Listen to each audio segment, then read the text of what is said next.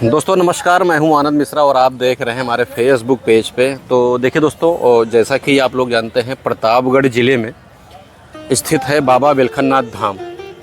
बाबा घोषनाथ धाम भी है। और विकास की बात की जाए तो यहाँ की अपेक्षा, बाबा बिलखनाथ धाम की अपेक्षा घोषनाथ में कुछ ज़्यादा ही विकास है, लेकिन बाबा बिलखनाथ धाम भी विकास के मामले में किसी से कम नहीं है। तो अगर बाबा धाम में आप आ रहे हैं तो शिवरात्रि को लेकर जो 3 दिवसीय शिवरात्रि है यहाँ पे मनाई जाती है बाबा बिलखनाथ धाम में। तो यहाँ पे आपको दीवानगंज बाज़ार से ही तैयारियाँ आपको देखने को मिल जाएंगी। तो मैं इस वक्त हूँ बाबा बिलखनाथ धाम में।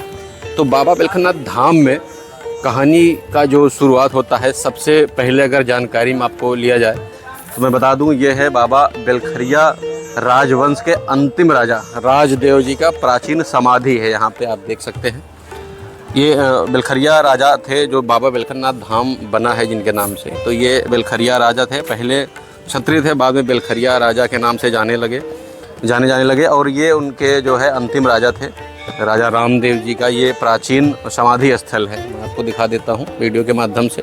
अब आप लोग अगर बाबा बिलखनाथ धाम में आते हैं तो इस प्राचीन समाधि का स्थल यहाँ पे ज़रूर आप लोग देखिए, दर्शन करिए और जानिए, इनके बारे में पूछिए। तो हमारे साथ कुछ लोग हैं, एक राजन माली जी हैं, मैं उनसे बात करूँगा। और उनकी 5वीं पीढ़ी है जो यहाँ पे माली का काम करते हैं, बाबा भोलेनाथ की सेवा में लगे रहते हैं। तो सबसे पहले मैं आपको इसको दिखाता हूँ। उसके बाद भी और भी जगह हैं, जैसे पुराने ज़माने में एक किला था राजा का, तो वो उसकी जो पुरानी दीवारें हैं कुछ बची हैं, कुछ अवशेष हैं, उसको मैं आपको दिखाऊंगा। उसके बाद जो अभी विकास हुआ है, काफ़ी बड़ा विकास हुआ है नदी के किनारे सीढ़ियों का, और इसको मैं दिखाऊंगा। और मैं पिछली वीडियो में आपको दिखा भी चुका हूँ, जैसा जैसा काम हो रहा था मैंने लगातार वीडियो बनाई है, फिर आज आपके पास आया हूँ। तो सबसे पहले आप जो है बिलखरिया राजवंश के जो अंतिम राजा हैं रामदेव जी का, आप इनका दर्शन करिए और तो देखिए ये जो है यहाँ पे साफ साफ अक्षरों में लिखा गया है, देख रहे हैं। और ये बिलखरिया राजा के जो अंतिम राजवंश थे। और दरअसल इसमें है कि इसमें 3 समाधि बनी है, रानी और उनके बच्चे। तो उनका बच्चा छोटे में ही उनका आक्रमण हुआ था यहाँ पे कुछ लोगों का, उसके बारे में कुछ स्टोरी है मैं बताऊंगा। और ये हार गए थे और यहाँ जो है अंतिम इनका यहाँ पे समाधि बनाई गई है। बहुत लंबी कहानी दोस्तों, इसके बारे में आप जानेंगे तो आपको मिलेगा। तो ये जो है आप धाम में आइए तो यहाँ पे दर्शन जरूर करिए। बाबा बिलखरिया राजवंश के अंतिम राजा रामदेव जी का प्राचीन मंदिर है। इन्हीं के नाम से जो है बाबा बिलखनाथ धाम का जो है उन्होंने स्थापना कराई थी। तब से देखिए हमारे साथ राजन माली जी हैं, और यहाँ पे इनकी 5वीं पीढ़ी है जो बाबा की सेवा में जो है, इनका मकान भी यहीं है, स्थल में ही, बाबा के प्रांगण में ही है। 5वीं पीढ़ी है। राजन जी, और क्या हालचाल है? सभी को भैया के सत्कारों को प्रणाम। मैं राजन माली जी। हमारी 5वीं पीढ़ी बाबा की सेवा में लगी हुई है जी। जब 1910 में लोगों को जानकारी हुई कि ये शिवलिंग है जी, तो उस समय जब मंदिर का निर्माण होना था, दिलीपपुर राजा के सानिध्य में अच्छा एक माली, एक घर गुसाई और एक घर फकीर लाकर यहाँ पर बसाए गए थे। अच्छा। उसी से हमारी पीढ़ियाँ चल रही हैं। जी। वैसे बात करें हम हमारे शिवलिंग की, ये शिवलिंग इतना प्राचीन है, समझ लीजिए जब भगवान वनवास में जब चले थे तो भगवान जब अयोध्या से निकले थे प्रयागराज की तरफ, तो यहाँ पर रुके थे, उन्होंने विश्राम किया था। अच्छा। उस समय यहाँ पर जो आप अभी रखा से आप गुजरेंगे तो देखेंगे छोटी सी पुलिया पड़ती है, खीरी बाबा पराई। अच्छा, परैया पुल। वो एक समय में नदी हुआ करती थी। अच्छा। बहुत प्राचीन समय में, उस समय में द्वापर में, त्रेता में जी। वो पराई और सही के संगम पे यहाँ पे बहुत सारे बेल के वृक्ष हुआ करते थे। अच्छा, बेल वृक्ष। हाँ। और भगवान यहाँ रुके थे, विश्राम किए थे।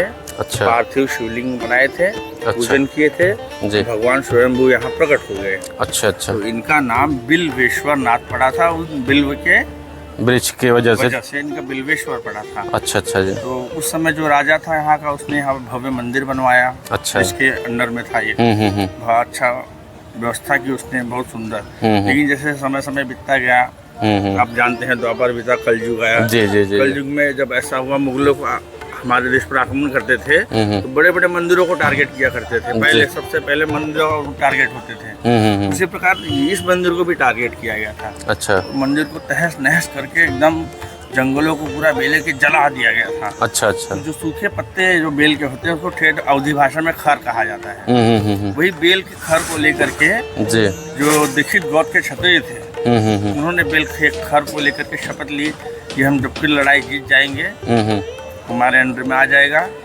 किला तो हम बेलखरिया हो जाएंगे। तो लड़ाई उन्होंने जीती, वो बेलखरिया हो गए। अच्छा। उसी लड़ाई में ये शहीद हुए थे राजा। जी जी। उन्हीं की अंतिम राजा की समाधि है ये। अच्छा अच्छा अच्छा।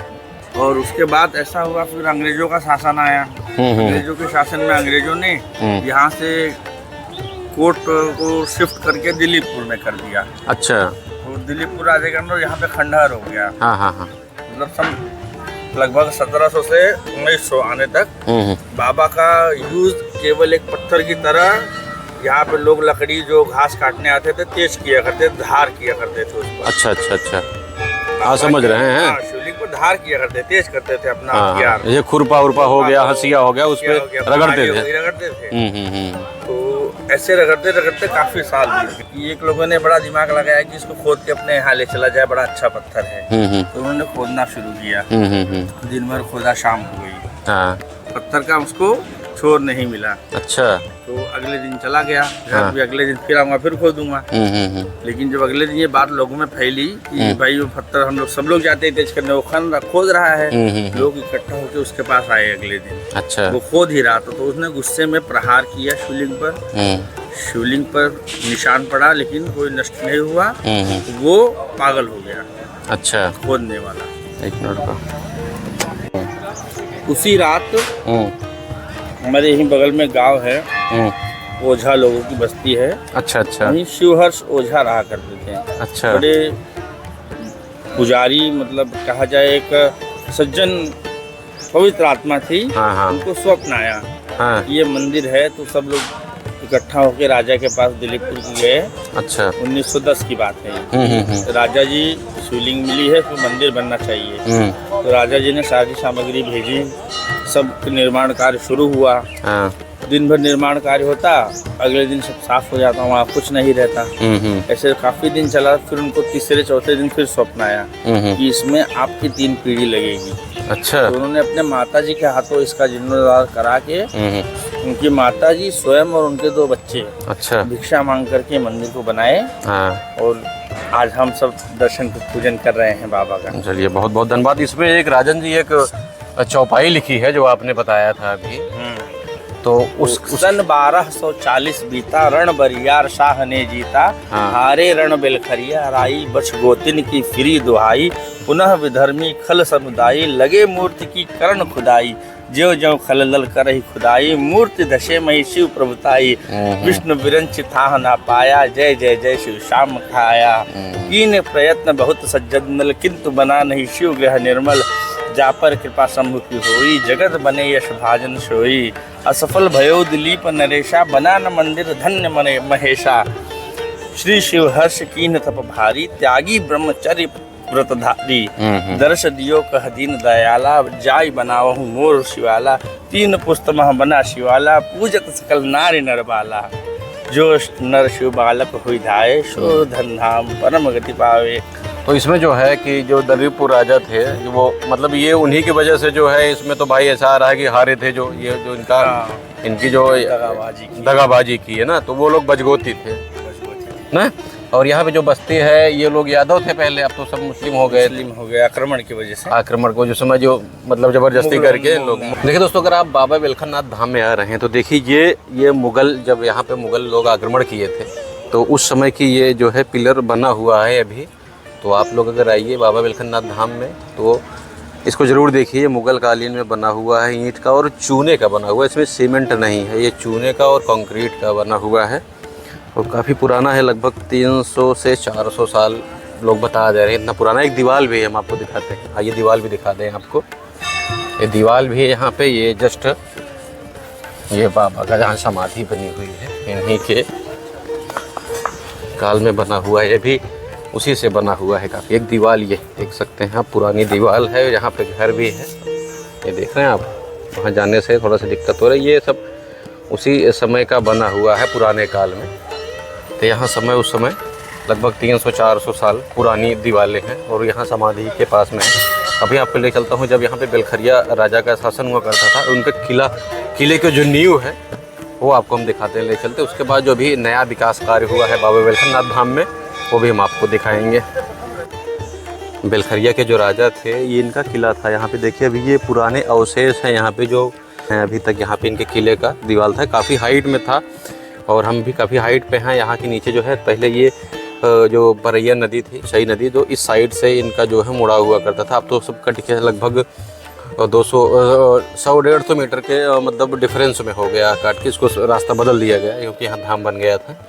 और यहाँ पे भी लगभग चेंज हो गया है, ये बाबा का यहाँ पे वो बन गया है धाम, और यहाँ पे धर्मशालाएं वगैरह बन गई हैं।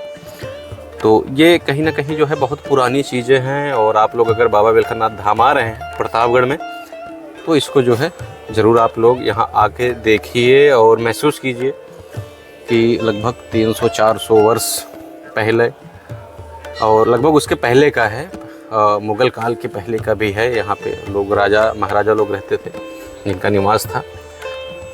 जैसा कि राजन माली ने बताया, वो भी जो है उनके दादा बाबा जो बताए थे वही चीज़ हमको बता रहे थे, और जो लिखा है यहाँ पे वो परमानेंट यहीं धाम में ही रहते हैं राजन माली जी। तो आइए अब आपको हम दिखाते हैं जो विकास हुआ है बाबा बेलखरनाथ धाम में अभी सीढ़ियों का, उसके बारे में आपको पूरा हम दिखाते हैं। तो बने रहिएगा हमारे साथ आप वीडियो में। शिवरात्रि को लेके जो है ना पार्किंग की भी यहाँ पे विशेष व्यवस्था की गई है। और आइए हम आपको लेके चलते हैं ना जो भाई सबसे जो दिव्य और भव्य बना है अब तक बाबा बेलखरनाथ धाम में, तो ये है सीढ़ियाँ यहाँ की, देख लीजिए आप। और इतना बढ़िया बन चुका है भाई ये कि आप कभी अगर बाबा बेलखरनाथ धाम आइए या शिवरात्रि पे तो विशेष करके आइए आप लोग। देखिए अभी यहाँ पे काम चल ही रहा है और ये सामने जो है आप देख सकते हैं, ये जो है विकास हुआ है। और देखिए हमारे राजू भैया भी मिल चुके हैं। भैया आशीर्वाद। क्या हाल है राजू भाई? ठीक हैं? बाबा बेलखरनाथ धाम की तैयारियों को देखते हुए क्या कहना चाहते हैं? बहुत अच्छी तैयारी चलता है बाबा, साफ सफाई सारी व्यवस्था, सीढ़ी का काम हो ही गया है। और आपके जानकारी में आपकी जितनी उम्र होगी और सबसे बड़ा विकास अगर देखा जाए तो हमारे ख्याल से ही सीढ़ियों का हुआ है यहाँ पे ना, बहुत अच्छा कार्य हुआ है। और हम लोग तो जानते हैं कि यहाँ पे हम लोग मिट्टियों से चढ़ के आते, अब सीढ़ी भी नहीं थी ना, है कि नहीं? नहीं सही बात है। तो देखिए राजू भैया भी यहीं पे माला फूल का काम करते हैं और भैया माली हैं और बाबा की सेवा में जो है ये लोग लगे रहते हैं हमेशा।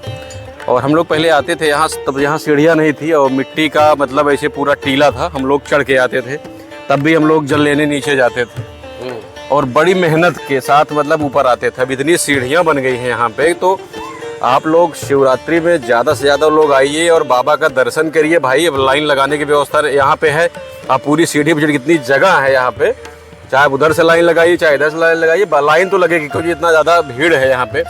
तो राजू भैया मिले हुए हैं और बहुत अच्छा लगा राजू भाई आपसे मिलके जो है। तो आपकी भी माला फूल की दुकान है हमारे राजू भैया बाबा बेलखरनाथ धाम आइए तो हनुमान मंदिर के सामने ही भैया की दुकान है। तो आप लोग आइए और ताज़े माला फूल लीजिए और बाबा को चढ़ाइए और आशीर्वाद लीजिए। तो देख लीजिए बाबा बेलखरनाथ का विकास इस तरह से चल रहा है कि चारों तरफ से आने वाले समय में आपको लगेगा कि हम किसी धाम में हैं, बाबा बेलखरनाथ धाम में हैं। और निश्चित रूप से ये क्षेत्रवासियों के लिए जो है बहुत ही अच्छा हुआ है और भाई ये पर्यटन स्थल भी है, उस हिसाब से नज़रिए से देखा जाए तो बहुत अच्छा काम हो रहा है यहाँ पे। और ये राधा कृष्ण का मंदिर है। तो आप लोग अगर बाबा बेलखरनाथ धाम आ रहे हैं तो भाई 3 दिवसीय है और समय से आइए। और पार्किंग आपको लगभग 500 मीटर या 1 किलोमीटर पहले 2 व्हीलर 4 व्हीलर नहीं आएगी, तो आप लोग पैदल वहाँ से चलना क्योंकि बहुत ज़्यादा भीड़ रहता भाई। तो आप लोग संभाल के आइए, तो बाबा का दर्शन ज़रूर करिए। तो वीडियो पसंद आए तो वीडियो को शेयर ज़रूर करिएगा। बहुत बहुत धन्यवाद।